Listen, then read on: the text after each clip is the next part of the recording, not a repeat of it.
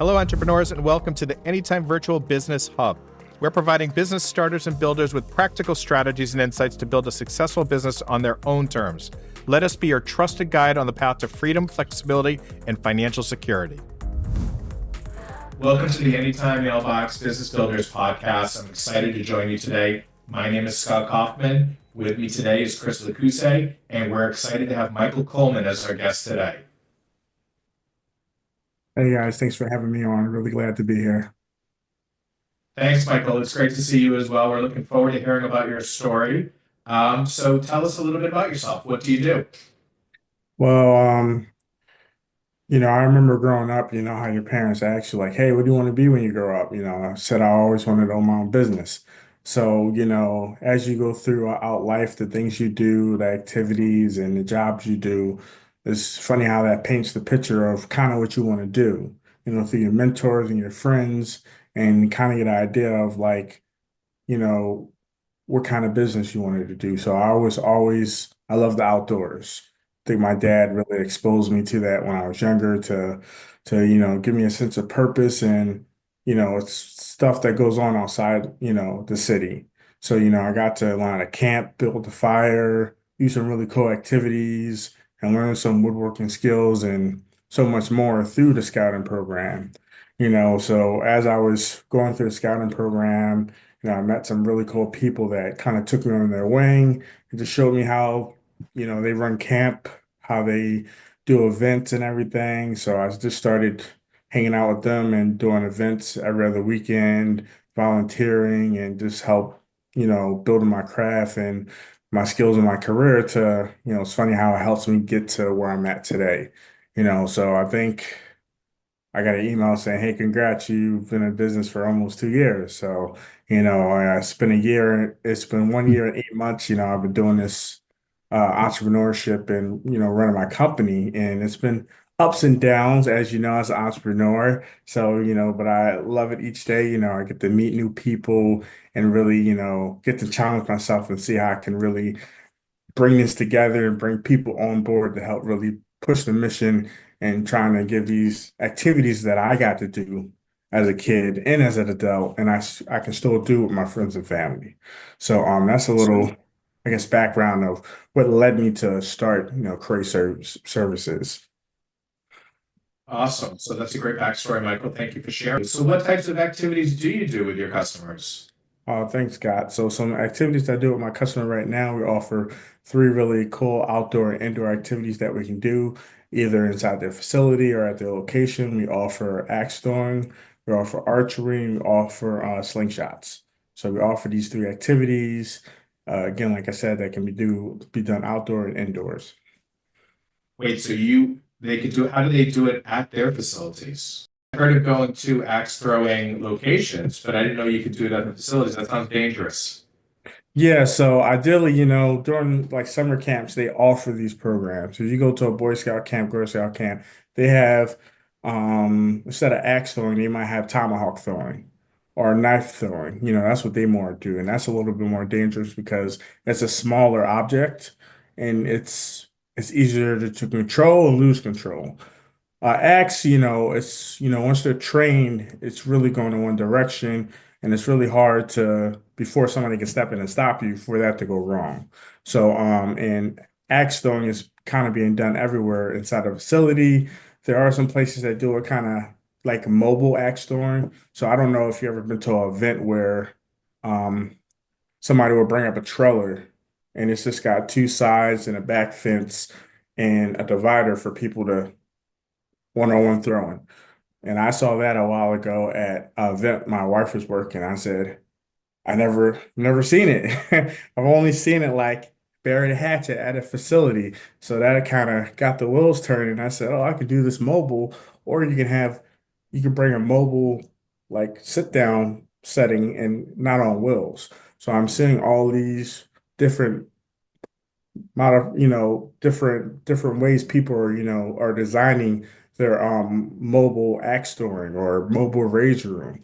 I know a company that does mobile everything. All they do is mobile stuff. Archery, axe throwing.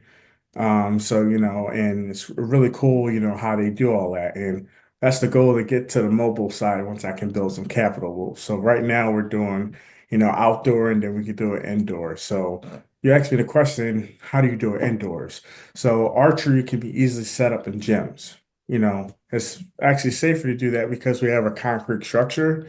The arrows won't go everywhere. So we're not just putting up a net. It's like a concrete wall or something behind it so the arrows can't go anywhere. So it's actually safer in the building's air conditioning. So you don't have to worry about people overheating or anything. So, of course you're not getting the outdoor experience, but when you're dealing with age youth groups like YMCA's or anything like that, they don't have to worry about people running off or losing or getting lost from their group when you do it inside the gym because I think, places don't have outdoor spaces. So it's like, hey, yeah. can we do this inside? We definitely can. We can't do this, but we can definitely do these two activities. So all Hmm. depends on what kind of setup you have versus indoor, outdoor, and I can come and assess and let them know what we can do and what works. I think it's really cool. I mean, I could only imagine if you're in a group of kids and they have a list of 10 activities to do, your Mm-hmm. activity is probably the ones that they're most excited for. Right. Mm-hmm. So tell me a little bit more about the kids you work with or like with the age ranges. I know you said you work with kids and adults, but I mean, I just heard you say YMCA, Boy Scouts, Girl Scouts. Like what other talk to me about those, the age groups you work with.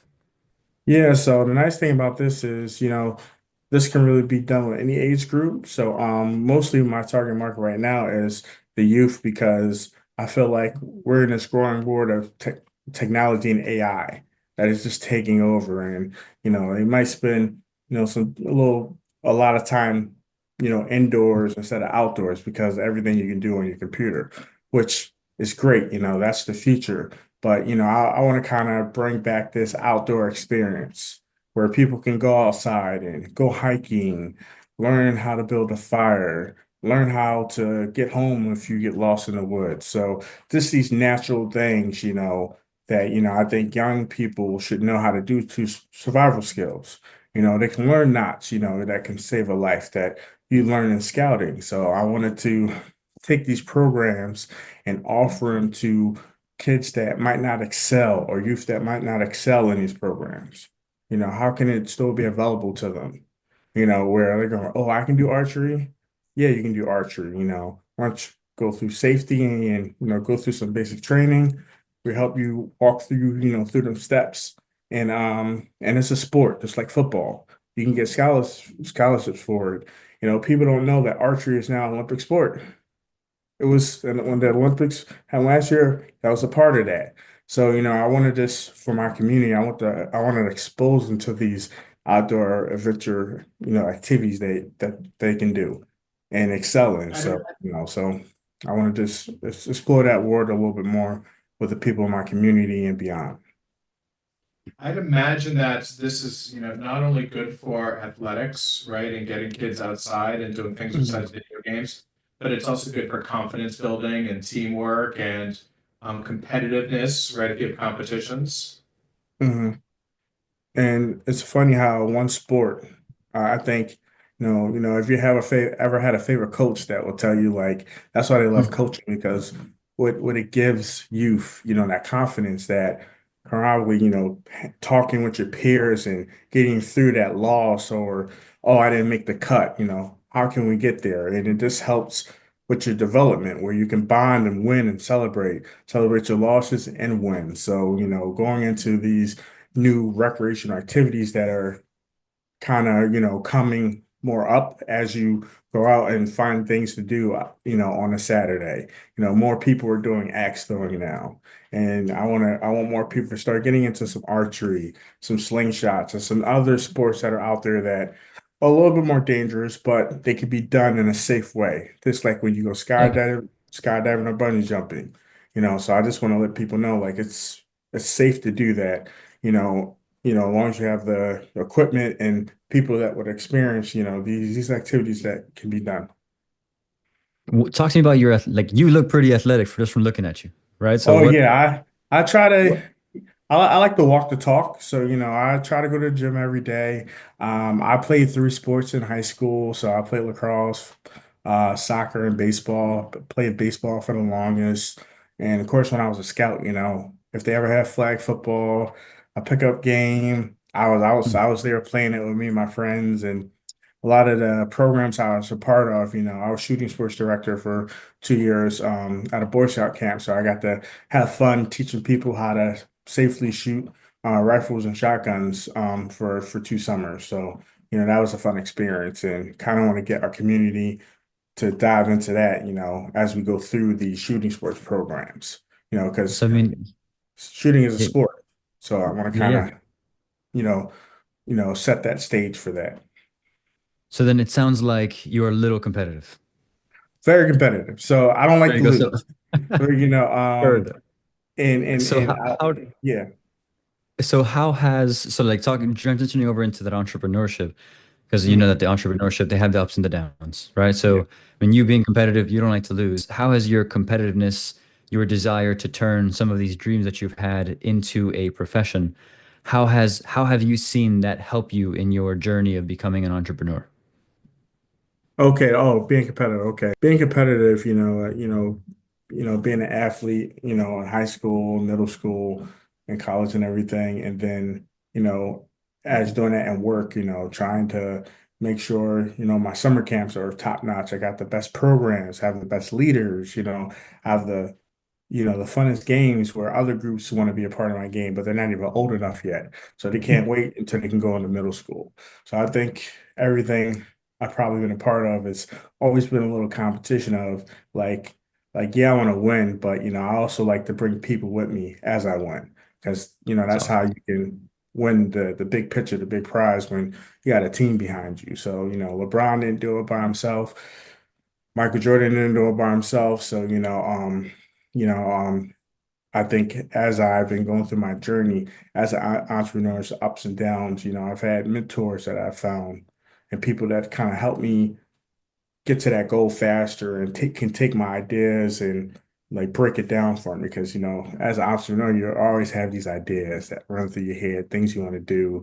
So, like what can we do now? What can work now for your target market and everything. So having people by my side can help me focus and still stay competitive, but really, zoom in on, what I can do now for my community, and then I can build off that. Michael, what kind of challenges have you had that your competitiveness and your go-getter has helped you overcome? I think, when I started off, it's start off with what you know and where your experience at and where your most connections are. So I went back to some of my school-based programs that I have had really good relationships with the principals and the staff there and say, hey, um, have you ever had any of these programs? You want, oh, it'd be great to have archery, slingshots. I don't know about axe throwing because it's like middle school and everything. So that'd be like for high school, that'd be for like staff events where we can do something like that. So it's funny as I go through this, you find out what your target market wants. So do you want the experience? Do you help out with students, with their behavior problems and you can help them work as a team better. So it's this as I'm going through this process, I'm finding out whatever company or school or program I'm working with, what do they want out of this experience? Do they want experience? Do they want fun? What are the needs that they need for this for their program? So because before, I thought it was all about safety and fun. Sometimes it's more than that, for different people, different organizations. So as I go through this, I'm going like the programs they wanted, like school-based programs they wanted, but it's funding is a big problem right now. So I got like two school groups that want to work with me, but they don't have the funding that they had a year or two ago. COVID kind of messed everything up, and we've been trying to get everything back on the same page. But with the economy, it's just been really hard. So I said, Mike, I would love to do this, but can do you have any sponsors that can help you out? So now I'm going like, okay, that's harder to do, but I like a little challenge. So I've been figuring out how I can reach out to some of my old connections and like, hey, how can I get into some grant programs that can help fund some of these programs that unfortunately can't allocate the money to this, to these recreational programs I'm trying to offer because You know, it's yeah. interesting, Michael. We had a webinar just 2 nights ago where one of the and it was focused on inexpensive marketing strategies. And one of the most popular questions we got multiple times was what to do first. And one of the recommendations that we gave was to shake hands and tell everyone, right? It's you don't have to tell everyone about your business and what you're doing, right? If your friends and your family don't know, then it's a problem. You should be proud of what you do and just communicate that out.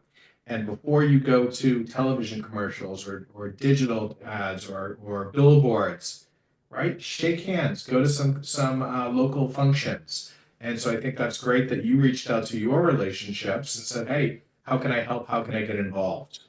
Mhm. One of the other recommendations we gave on the webinar was to consider giving away some free services. Right, once you get some free services out, you can get testimonials, you can get pictures for the website, you can get videos for YouTube, you can put it into a demo reel, and be able to communicate the benefits and outcomes of what you're trying to do. So it sounds like you're in a perfect opportunity, especially if it's a good reason and it's a good community building kind of activity, right? To Mhm. really give back to the community. And I'm glad you mentioned that because the mentor mentioned, hey, sometimes, you know, I know you, but they don't know you. So sometimes you got to get somewhere for free to, get a response to make that activity you do more important than what's on their list. So, because if you get the student or whoever the on the other side of that, their market, if you can get them to buy into that, if the kids buy into it, that program coordinator or director is going to have to figure out how to make it work because 80% of your population wants archery. They don't want these lessons anymore. So how can we get Mike in here? So it's funny you said that. So I'm actually working with a school now to do like a two free events for them. So we can at least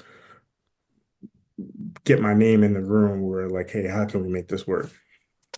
You said some things just a couple seconds ago that I don't even know if you focused on it, but I think it was very important, right? Which was one is well, the first one before that was understanding your audience, and there are different reasons why people may be interested in your services, and to Mm, tailor those benefits. The other is that you talked about putting your events in their queue of other things to do in their kind of their bucket of choices of things they could go into. And I think that we forget nowadays how busy people are and how many options people have.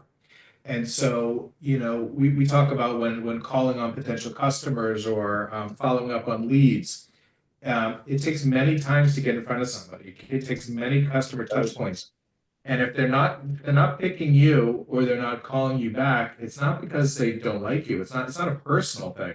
It's just like you said, you got to get more impressions out there. You got to show them more benefits and it's timing as well. You never know if it's one day might be bad for somebody, and so they didn't react to something you had sent them. Maybe it's the next day mm. that'll be the big benefit. Yeah, and it's funny you said that because I think I did research where I use AI. I'm like, hey, what's the best time to reach out to people in this field between this time and this time? So, hey, I need to reach out to these, for example, like these principals between 5 and 7. I need to send that email out so I can be at the top of the email boxes. Because sometimes it's better to send it at the end of the day or the beginning of the day. So it's like you're trying to figure out like, all right, now we're communicating. Now how can I get him to meet me? So then, and then you think you're done. All right, you met. Now you find out everything you need. Now you know everything you need to make it happen. So now you got to go back to work, meet with your team, and then now you can make it happen. But some people don't realize like you think that's not you're going like, oh, that's the hard part. No, that's the easy part. Now you got to figure out how to make it work because now you got to figure out now you need all these who else you have to work for, get approval for that you didn't know. Like I think I work with the schools a lot like 3 or 4 years ago. Things change, so now I have to get up on all right, who's the new director for this now? Who's this now? Who do I need to talk to? So, like you said, like I said before, reach out to the people you still have connections with, because a lot of times they've moved up in their career in that field. And, for example, I talked to my good friend Brian Wallace, who's been a principal at 4 different schools. So I said, if I want to learn how to get into schools, he's the best person to talk to. I met with him, and he You gave me you a whole are plan. And I you went are back and worked. applying fundamental marketing strategies to what you're doing, right? You're talking about developing relationships. People buy because they like you, not necessarily because they like the product. And the Mm, other thing you described was, a traditional customer buy cycle, right? It's what's mm, step one? How do you have a marketing funnel? What's step one? What's step two? mm, You're not going to be able to get the sale on the first conversation. You have to get them to react to the email. Then you have to set up a meeting. Then you got to go through, probably compliance and insurance and that kind of stuff. And so you have to map that out, and you probably have different people at different phases of that funnel as you're mhm. running your business. I think what And yeah, Michael, I think one of the on top of that, I think one of the things that you said that was so key was you are always learning how to best suit your customers.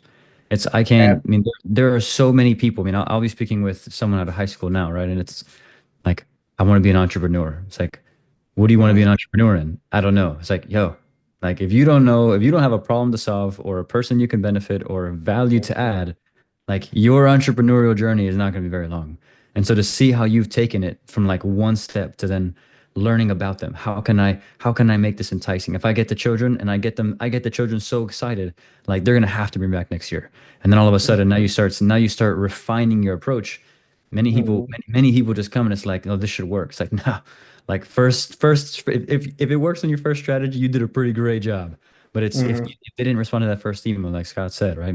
Maybe it's just that they're busy. Like target them at a different time. You can give that different message. Understand that journey. Understand where they're at. I mean, that is.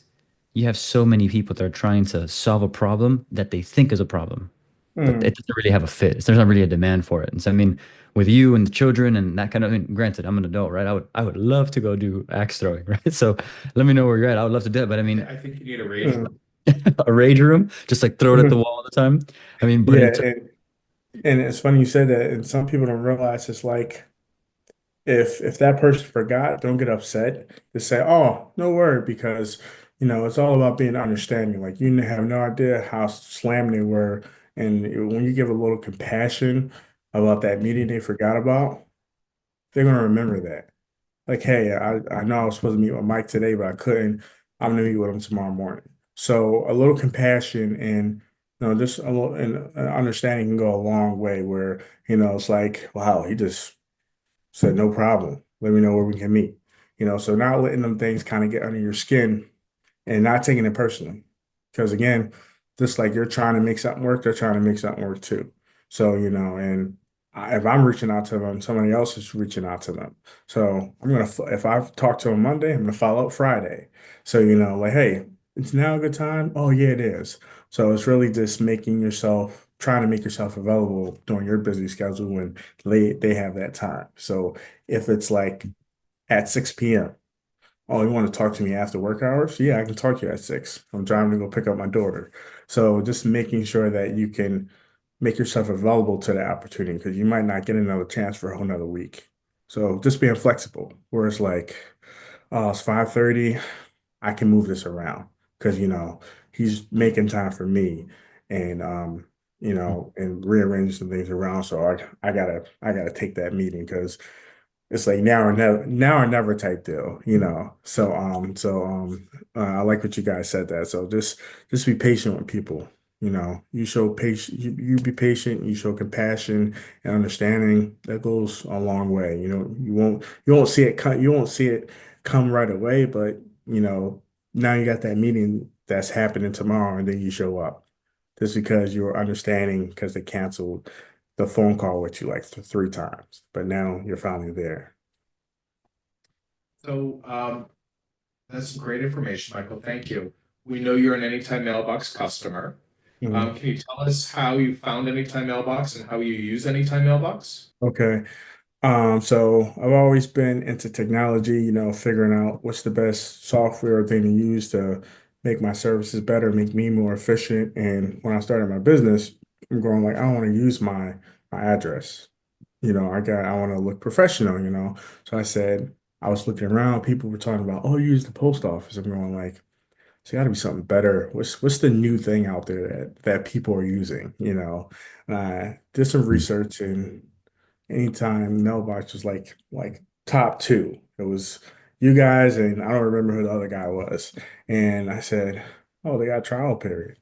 I love a good trial period." So I tried it out, and I loved it. So and then you guys offer some other services that I'm becoming a little bit more interested in. I know you guys offer a phone reception services now, so I've been kind of diving into that and talking to my team about that. So, Anytime Mailbox, that you guys have been awesome with really provided me with that looking professional where I can go on Google and put in my business address, go on Yelp and put in my business address, business card. So, where it's not like, oh, we're sending it to your house. No, you're sending it to my business address. It's my business address, it's my home address. So I've always wanted to make sure the two stay separated. So that's why I started my LLC. And I'm going like, it's in business or whatever you do, they don't do everything. So it's like, okay, now I need to figure out, I got my business phone number, what you guys do offer too now. So I'm going like, I need to find, where I can get my email address, and I like that it's virtual. I didn't want to have to always go in because, that's the big thing now, everything's virtual and easy accessible. So how can I find that? And that's why I came to Anytime Mailbox. You guys offer that service, and it's been a really great partnership. Thank you. Appreciate the kind words. So it sounds like the two major reasons you use it was A, it makes your business look more professional, Mhm. right? You can use that address on your marketing material and your website and your business cards. But it also sounds like it kept your home address private so that you didn't have people showing up on your doorstep or Mhm. In case you anybody had some, or yeah. bad experiences or whatever, it just protects your family, and then I show up to my business address, and they're going like, where is it? So it just I like that protection, for my business and for my family. So that was very important to me. So I'm going like, where is that out there where it's not your standard post office? It's like it's got to be something out there where you can actually have a normal business address. And Anytime Mailbox was when I did my research, was the best thing out there. And you guys are growing and adding all these new services. So I like how you guys are evolving. You're not like just staying this offering, mailbox services. No, you do two or three or four more things now, which I think is awesome. Great, thank you. Appreciate it. Where are you based, Michael? I'm based in Elkins Park, so a little bit outside of Philadelphia. So I'm from North Philly, and then me and my wife, we and our family moved to Mount Airy, and then we moved to Elkins Park. But we're, Philly based, not too far from the city. So where I offer my services is kind of in that general area and outside of that. So, and city's pretty big. So I can do Edmonton, Norristown. It's not too far. I don't mind driving. So I don't just service Philadelphia. I service a bunch of other areas within like a 50-mile radius of Philadelphia. And I'm also licensed in New Jersey too. So, I can do Cherry Hill, because they have a little bit more land out there. So, there's a couple camps and stuff that I can do some stuff out there, and they have schools out there too that are interested in my programs. And same thing with universities. All right. Well, thanks, Michael. This has been really fascinating. I know you live in the Philadelphia area and work out of there, and you can travel for about 50 miles around the Philadelphia proper, as well as New Jersey. So that's awesome. But if our listeners are looking to book some of your events, where do they find you? Yeah, so I'm going to start off with our booking website. So that's where you guys can book services with us, look at some gallery photos, and learn more about our activities we offer. So that web link would be Cray Services all together dot simply book dot it. So that was Cray Services all together dot simply book dot it. So that you guys can go to that web link, and that's going to take you to our booking website. And our social media handles that you guys can follow us on and look at some of the content we post. For Facebook, you can go to Coleman Recreational Adventures and Events LLC. You tap that in your browser, that'll take you right to our Facebook page. For our Instagram, if you type in Cray, all capitalized, CRAE dash LLC. And then it will be the same thing for our Twitter. Awesome. Cray, say that again. So that's CRAE-LLC Underscore LLC. Sorry, it's not a dash, it's an underscore. underscore CRAE _LLC. Yes. Awesome. Got it. Great. Well, give Michael a like and a follow and all that kind of stuff. If you're in the Philadelphia area, check out his services. I know Chris and I certainly are. Next time we're up there, we're going to give you a call. And we want to thank you for the time, Michael. Thank you. And guys, my phone number and email, sorry, most importantly, how you can reach me. So my email address is coleman@crayservices.com. And then my business phone number is 215-647-0754. Awesome. Great. Well, thank you, Michael. Appreciate the time today. Yeah, awesome. Thank you guys so much. It's been a pleasure talking with you guys at Anytime Mailbox, and really glad you guys are here because you help offer protection for not just me, but thousands of other members that use your guys' service. So thank you.